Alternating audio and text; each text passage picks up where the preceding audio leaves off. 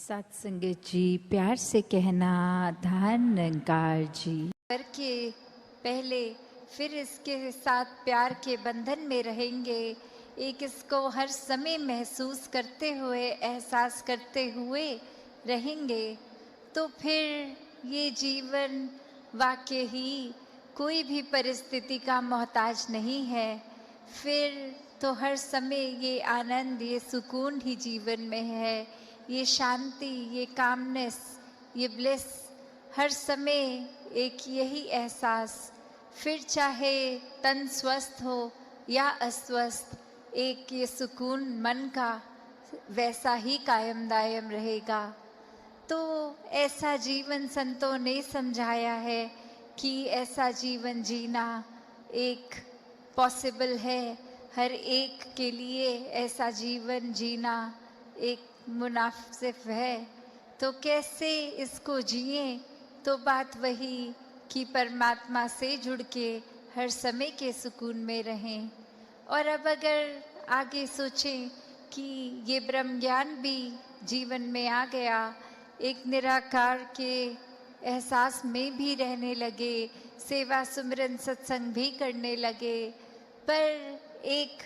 मन का बदलाव अगर नहीं है तो फिर ये ज्ञान भी मन में नहीं टिकता। और मन से जुड़ी हुई जो पहली चीज़ आती है वो अहंकार तजना, वो एक समर्पित भाव, मन को एक अपने होने के इस एहसास से हटना होगा और इस परमात्मा के लिए हमेशा अर्पित रहना है, एक सेवा में अर्पित रहना है। तो ये सुकून यहाँ समर्पित होने के बाद जो मिलता है, तो कैसे समर्पण के साथ सुकून। तो अपने जीवन में जहाँ हम समर्पण की बात करते हैं, तो ये समर्पण कैसा समर्पण है? एक समर्पण सिर्फ ये तो नहीं कि कभी अक्सर जीवन में हम देख लेते हैं, हम कह देते हैं कि हमसे कोई सीनियर है, वो कुछ ऑर्डर्स दे रहे हैं और हम करते चले जा रहे हैं। अक्सर किसी ना किसी प्रोफेशन में देखा है, ऑफिसेज में या किसी भी सर्विस में, तो एक सीनियर का ऑर्डर मान लेना या फिर कोई अथॉरिटेटिव पर्सन, कोई टीचर, कोई और इस तरह से जो हम पे कोई बात करते हैं और वो मान लेना, वो अक्सर ये रूप उसका समर्पण का नहीं बन पाता, क्योंकि ये रूप तो वो डर से है कि वो जो कह रहे हैं वो करना ही होगा, वरना नौकरी से निकाल दिए जाएंगे, वरना फिर कोई और इस बात की रेपकशन हो सकती है। तो एक वो बात मानना वो हर प्रोफेशन में हो जाता है, पर मन वहाँ समर्पित नहीं होता, वो किसी भय के कारण या किसी और अन्य कारण से समर्पण होता है। तो यहाँ समर्पण होना मतलब एक दिल में प्रेम को रखते हुए प्रेम से समर्पित होना, ये प्यार से अपने आप को खोकर सिर्फ इस परमात्मा का होकर, ये समर्पित भाव मन का अगर इस तरह का समर्पण है तो वो मुबारक समर्पण है। तो कैसे एक अक्सर बात ये होती है कि हमने समर्पण अगर कर दिया तो ये जो इतने सालों में अक्सर अगर हम सोच के भी देखें कि छोटी उम्र से ही पढ़ते लिखते एक डिग्रियां मिल गई, एक हमें कोई और उपाधि मिल गई, तो ये कमाने के लिए चाहे कितने वर्ष लग गए, पर जब समर्पण की बात आती है, अहंकार को तजने की, अहंकार गंवाने की, तो उसमें उतने ही साल नहीं लगते, ये तो एक पल में ही समर्पण हो जाता है। जैसे ही ये मन समझ लेता है कि ये शरीर मैं नहीं हूँ, ये आत्मा का असली रूप परमात्मा है, और शरीर ने तो अपनी यात्रा कुछ सालों में करके इसका एक विनाश हो जाना है, तो कैसे ये समर्पित जीवन जिया जाए जब तक जीवन है।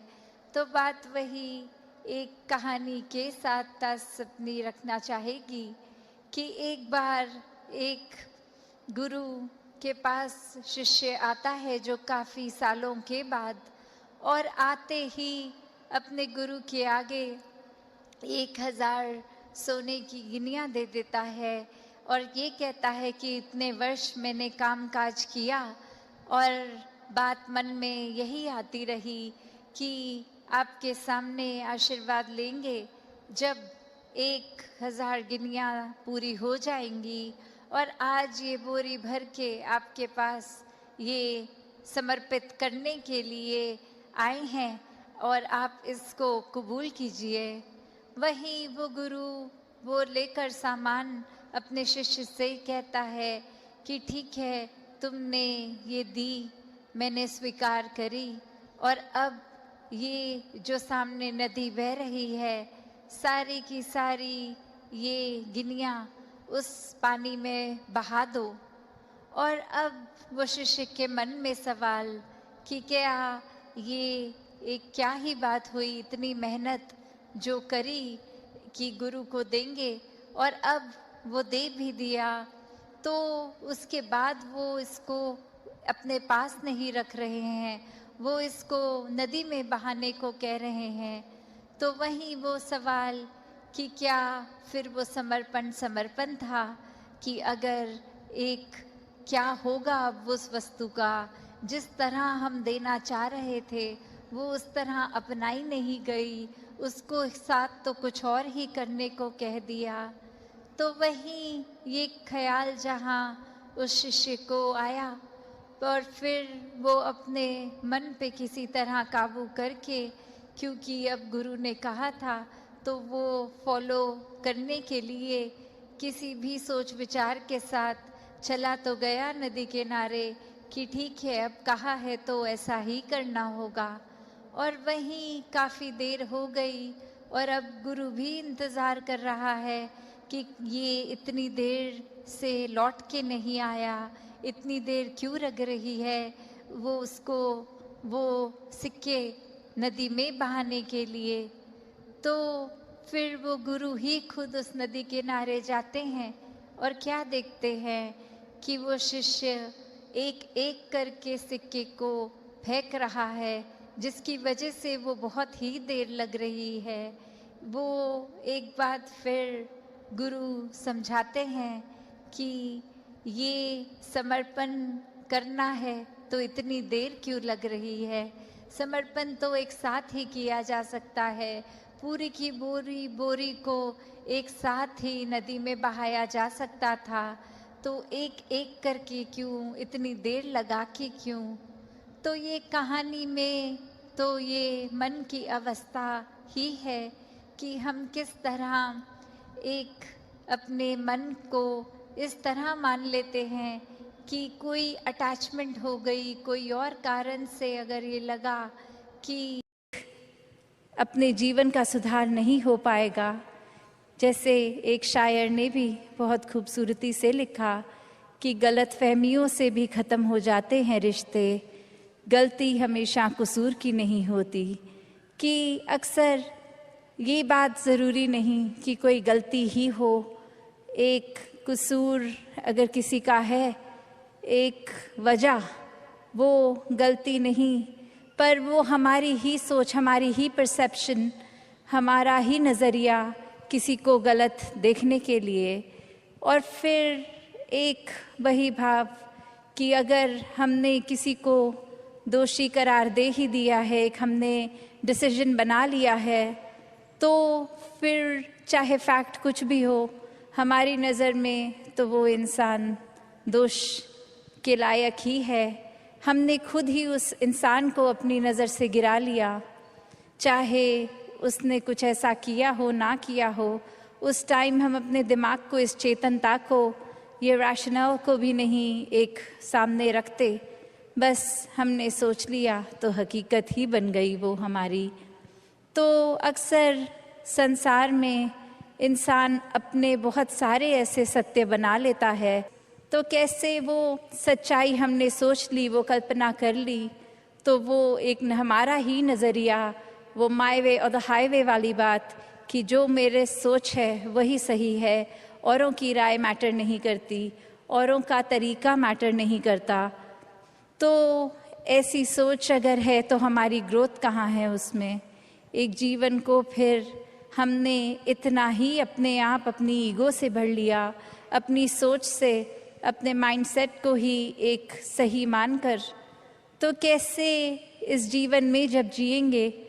तो वो माया रूप यहाँ पे हावी होगा, क्योंकि when we are so full of ourselves तो हम लर्निंग कहाँ से करेंगे, जबकि इस निराकार, इस दातार ने तो हर जगह इस कण कण से शिक्षा लेने का एक रूप दिया है। बस हमें वो रिसेप्टर बनना है कि ये हर जगह से जो शिक्षा मिल रही है उसको कैसे चैनलाइज किया जाए। तो ऐसा जो कर लेते हैं वो एक भक्ति हर समय की करते हैं, क्योंकि जब इस परमात्मा को जानकर, इसमें विश्वास करके, इसको हर समय अपने आसपास देखकर, फिर चाहे किसी ने कुछ भी कहा हो, तो ये भक्तों का जीवन तो डार्केस्ट क्लाउड में सिल्वर लाइनिंग भी देख लेता है। एक बिना गुण की चीज़ में से भी गुण निकाल लेते हैं। तो फिर जहाँ एक स्वाभाविक गुण बह रहे हैं, वहाँ से तो भक्त कितने ही अनेकों गुण निकाल लेंगे। तो ऐसा जीवन हमारा एक हो जाए ताकि हर तरफ से जो शिक्षाएं हैं वही मिलें। वरना तो एक अगर अक्सर ऐसे भी जो उदाहरण देखने को मिलते हैं कि हमारी सोच, इसने तो कभी ख़त्म नहीं होना, हमारी इच्छाओं ने भी कभी ख़त्म नहीं होना, एक वो सैटिस्फैक्शन, एक कंटेंटमेंट की बात, ये तो माया का ही रूप। क्योंकि अक्सर हम ये भी सोच लेते हैं कि माया सिर्फ एक मटीरियलिस्टिक चीज़ है, माया सिर्फ जो आँख देख सकती है वही है, चाहे वो एक घर हो, पैसा हो, एक और चीज़ें। पर अक्सर ये जो सूक्ष्म रूप की माया है, जो एक ये सोच में भी आ जाती है, क्योंकि इस परमात्मा को इस पल में देखना है, इसको ये लिविंग इन द मोमेंट वाली बात। तो ऐसे बात पे ये जो इस पल में इस परमात्मा के एहसास में रहना, वो ही एक एहसास है। वरना तो ये सिर्फ माया रूप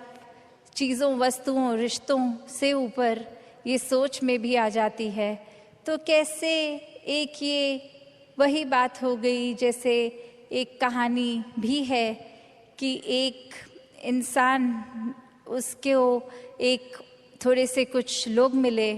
और आगे वो इंसान सारे जा रहे हैं, कहीं रास्ता ख़राब है, तो वो एक डिसीजन बनाते हैं कि will go ahead as a group, ताकि कोई बात है भी तो इकट्ठे कोई वो रास्ता आराम से निकल जाएगा। और फिर वहीं वो बातें चल रही हैं जहाँ हर कोई अपने जीवन के बारे में बता रहा है, अपने डिज़ायर्स, अपने गोल्स। एक इंसान उनमें से जो बहुत ही सूझवान, संतमति वाला, उसको एक कुआं दिखता है और वहाँ एक बाल्टी जिसमें से वो उस कुएं में से पानी निकाल सकते हैं, पर वो देखता है कि ये बाल्टी का बेस तो टूटा हुआ है, तो एक वो बॉटमलेस बाल्टी हो गई। तो वो इंसान वहाँ रुककर प्रिटेंडिंग टू बी थर्स्टी, वो उसकी प्यास बुझाने के लिए पहले उस बाल्टी में से जब पानी निकालता है, तो जब तक तो वो बाल्टी पानी के अंदर है वो भरी हुई दिखती है, पर जैसे ही वो वाटर के सरफेस से ऊपर उठा ली गई, अब उसमें पानी कहाँ टिकना था। पर वो बार बार ये कर रहा है और बाकी के लोग देख रहे हैं कि ऐसा क्यों किया जा रहा है। और वो कह रहा है कि नहीं, अब मैंने ये ठान ली है बात कि जब तक ये बाल्टी को भर के मैं इसमें से पानी नहीं निकालूंगा तब तक घर नहीं जाऊंगा। तो अब ये फूलिशनेस साउंड कर रही है बाकी आसपास वालों को, और वो कह रहे हैं कि ये पॉसिबल ही नहीं है, आपने ऐसा एक गोल क्यों बनाया है जो अचीव ही नहीं हो सकता। तो और ऐसा करोगे तो हम सब तो आगे निकलेंगे, आप अकेले ही यहाँ रह जाओगे। तो बात वो समझाने की उनको फिर यही कहता है कि शुक्र है you bought this point up, क्योंकि हम सबको पता है ये बॉटमलेस बकेट है, इसको भरा नहीं जा सकता। तो हमारी सोच, हमारा मन भी ऐसा ही बॉटमलेस है। ये डिज़ायर्स भी आएंगे, ये एक इच्छा की पूर्ति होने के बाद दूसरी ने भी आना है। तो हमें एक, अगर हम उस भरोसे रहेंगे कि एक एक चीज़ आती रहे, उसको चेकलिस्ट में हम टिक करते रहेंगे, तो हमारे ये मन में और चीज़ें आनी एक बंद हो जाएंगी। ऐसा नहीं है, चीज़ों ने तो आते रहना है, ख्यालों ने तो आते रहना है। तो एक अगर हम इसी के पीछे भागते रह जाएंगे तो फिर एक जीवन कब जिएंगे।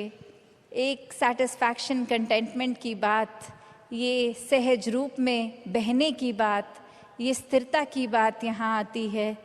कि कैसे एक अपने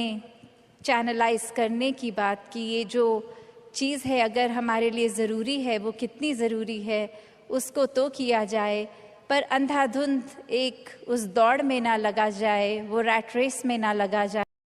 कि कैसे एक ये भाव भी, अक्सर जो बात अहंकार की आती है वहाँ ये बात भी होती है कि जब किसी ने मान लिया कि सब कुछ तो हमें आता है, मैं हर चीज़ बखूबी करता हूँ, तो कोई भी चीज़, नई चीज़ या कोई पुरानी चीज़ को ठीक तरीके से सीखने की ये इच्छा कि इसको सीखा जाए, ये अहंकार की वजह से संभव नहीं हो पाता।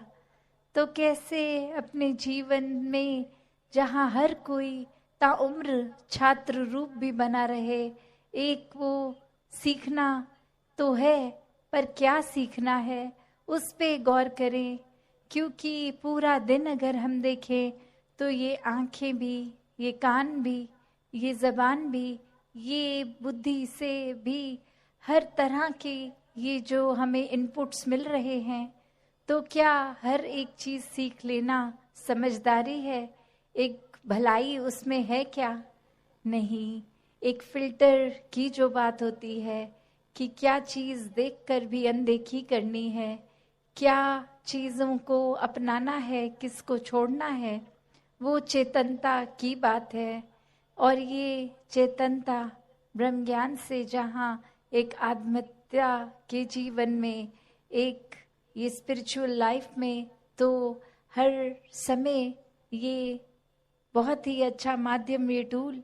पर एक और बात भी देखी जाए कि अगर हम कोई दुनियावी, कोई मटीरियलिस्टिक अपनी रिस्पॉन्सिबिलिटी, कोई काम काज भी कर रहे हैं, कुछ भी कर रहे हैं, तो उसमें भी चेतनता होनी बहुत ज़रूरी होती है। चाहे वो अक्सर छोटा सा एग्जाम्पल ड्राइविंग का भी, कि सड़क पे होते हैं तो अक्सर वही पंक्ति बार बार नज़रों के आगे आती है कि सावधानी हटी दुर्घटना घटी।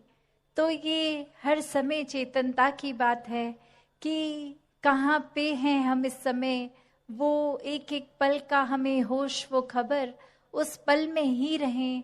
वरना तो सोच एक सेकंड लगता है इधर उधर भागने में, ध्यान भटकने में। तो कैसे जहाँ उपस्थित है शरीर, वहाँ मन को भी उपस्थित रखना है, और ये चेतनता हर समय की जीवन में हो। तो फिर बात वहीं आती है जहाँ से हर बात की ही शुरुआत है, ये परमात्मा, ये निराकार, ये जो बेरंगा है, इसके एहसास में हर समय रहना एक पॉसिबल है। एक हर एक पल इसी के एहसास में जीना संभव है। और ये कोई बहुत कल्पना की कोई किताबी बातें नहीं हैं। हर कार्य करते हुए इसके ही एहसास में अगर रहा जाए तो ये परमात्मा हमारे जीवन में और गहराई से उतरता है। कैसे फिर जहाँ बात अभी जिक्र भी अहंकार का हुआ कि कैसे फिर मन हमारा अक्सर इतना ज़्यादा, किसी ने थोड़ी तारीफ क्या कर दी, वो ही बात में इतना अपने आप को श्रेष्ठ मानते हुए एक ऐसी विचारधारा के अंतर्गत रोज जीना उठना खाना बैठना शुरू कि अब हमसे श्रेष्ठ तो कोई नहीं। हर एक जीवन में हमने सोसाइटी में कुछ मान सम्मान पा भी लिया तो वो मान सम्मान एक किसी तरह की अपनी ही अहंकार का कारण बने नहीं। जहाँ जिस रूप में भी हम जीवन में प्लेस्ड हैं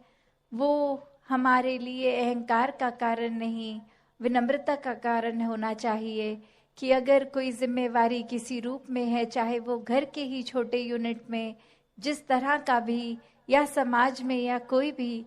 तो वो एक हमें अपॉर्चुनिटी मिल रही है, मौका मिल रहा है और सेवा करने का, अंदर से अपने पात्र को और खाली करने का। क्योंकि फिर वही बात जहाँ एक फाइन लाइन होती है, एक बहुत ही संकीर्ण सी एक रेखा जो एक हमारे मनोबल की बात और एक अहंकार की बात, कि कैसे एक हम अपनी सेल्फ रिस्पेक्ट और ईगो के बीच में जो एक लाइन है कि अक्सर हम ये बात तो हर किसी को सिखाया जाता है कि एक दूसरे का मनोबल बढ़ाओ, वो मोटिवेशन बढ़ाओ, पर कहाँ वो मोटिवेशन को अब हमारे ही मन में हमने उस तरह लेना है कि वो एक जिस काम के लिए है वो अपना काम उस तरह करे, वो अहंकार की तरफ ना जाए। अक्सर सूक्ष्म अहंकार की भी बात होती है कि हमें पता तक नहीं चलता कि कब एक छोटी सी जगह से ही हमारे अंदर अहंकार धीरे धीरे घुस रहा है। चाहे वो कोई बड़ा एपिसोड, कोई बड़ी घटना ना हो, एक छोटी सी ही चीज़ कि किसी का कुछ अपने आप से तुलना करके हमने देखा कि उससे ज़्यादा अच्छे हो गए हम किसी बात में, और वहीं किसी के ना जताने पर भी खुद ही इस बात को मन में अहंकार के रूप में लेते जाते हैं, तो फिर ये अहंकार तो अपना घर बनाएगा ही मन में, और साथ ही ये परमात्मा उतना मन से जाएगा भी। तो हमें किसको टिकाना है किसको नहीं, ये शरीर की भी जब बात हो रही है तो हाँ, ये आत्मा जो है वो ज़्यादा इस शरीर से महत्वपूर्ण उस रूप में तो है, पर ये परमात्मा ने शरीर भी इसलिए दिया है कि हम इसकी देखभाल करते गए सारे अपने रिस्पॉन्सिबिलिटीज़ भी निभाएं। जैसे एक मटका या कोई भी बर्तन ले लें, एक बाहर की सुंदरता से ज़्यादा वो मजबूती इम्पॉर्टेंट होती है कि अंदर उस पात्र में क्या है, वो पानी है या जो भी है, क्या टिकेगा।